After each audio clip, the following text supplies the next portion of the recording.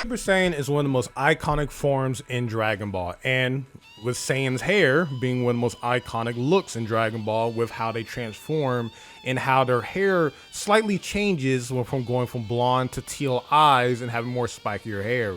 But we kind of always discuss about like which forms look more lazier than others, with Super Saiyan 4 fans hating anything that Dragon Ball Super does, calling it recolors, and overall just these constant debates about which form looks more unique in terms of design, with Super Saiyan 2 getting a lot of hate because the only time it looks really unique is on Gohan when he was a teenager with the big spiky hair. And then you have Super Saiyan 3, which has a very over-the-top design, but everyone kind of looks the same when they use that form. But there's one particular Saiyan that I've noticed that most forms look the exact same on him is Vegeta. And we can always have these discussions about like, oh, are you just biased because of Vegeta? But don't, like, I've really always thought about it because, for example, when you have Goku, he has a very unique hair design. You know, he has his spiky hair, the little, and the middle part is more round and it's like giant spikes on the side. But when he goes Super Saiyan, you can tell he went Super Saiyan because of how much his hair lifts up and everything like that.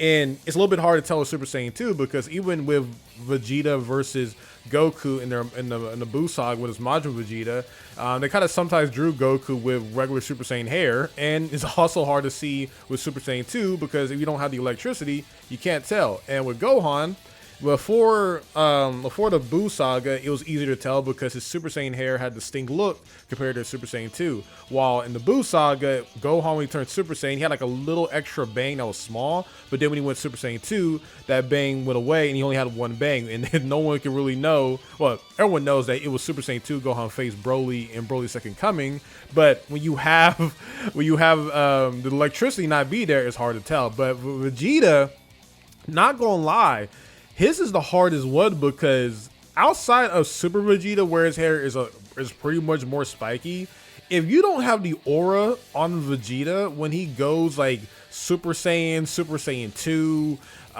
like if we just have it like in black and white, his hair never changes. And it's one of those things that I want to talk about because does this kind of make Vegeta like the hardest character to really change, because his like McDonald's forehead look is iconic. Like, you know, the big forehead, the big, like, you know, the big widow's peak.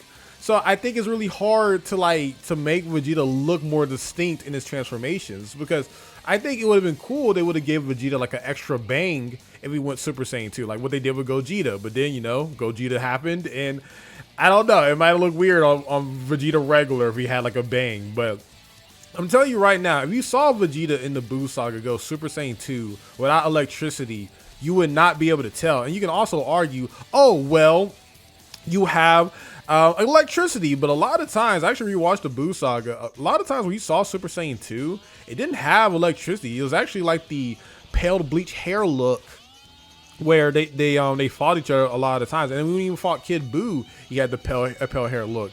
And when you go into Dragon Ball Super, especially in Dragon Ball GT, where Super Saiyan 2 pretty much doesn't exist there, like you rarely even see any type of electricity like whatsoever. And it seems like any character with that really spiky Vegeta type hair is like really no change, especially, you know, with the McDonald's forehead look.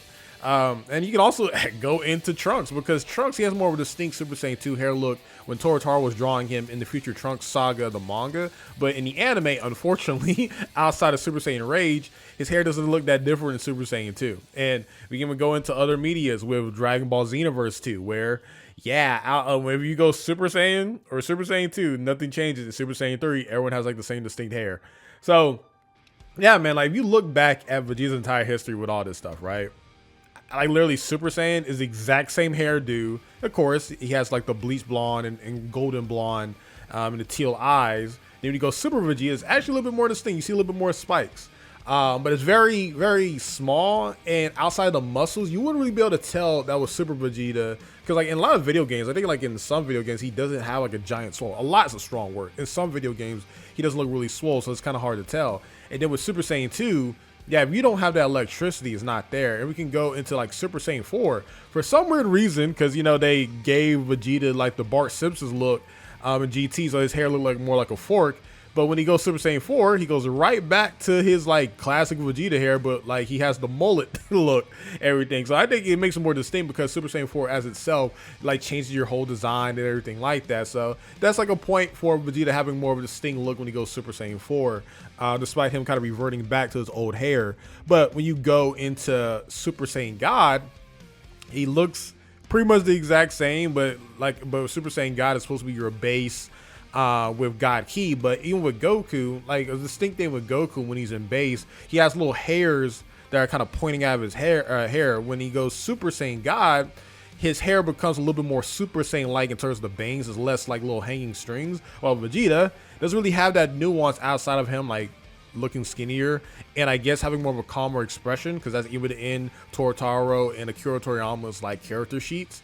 But when we go Super Saiyan Blue, when Goku goes Super Saiyan Blue, you know, he gains back his muscle mass and he has an extra bang that they kind of put in fighters. It's kind of inconsistent, but that kind of like gives like a distinct look a little bit that, hey, his Super Saiyan Blue has like a more unique look to it, with just one like nuanced thing. While with Vegeta, he doesn't have that. He just looks like, you know, regular Vegeta. Like his hair just so dominant that it's just like, I don't understand why they don't really do anything different with that.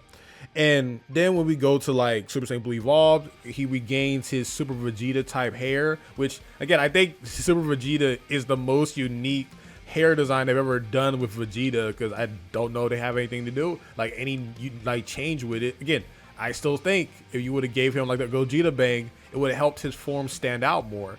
And then we go to Ultra Ego, same exact hair, but now no eyebrows.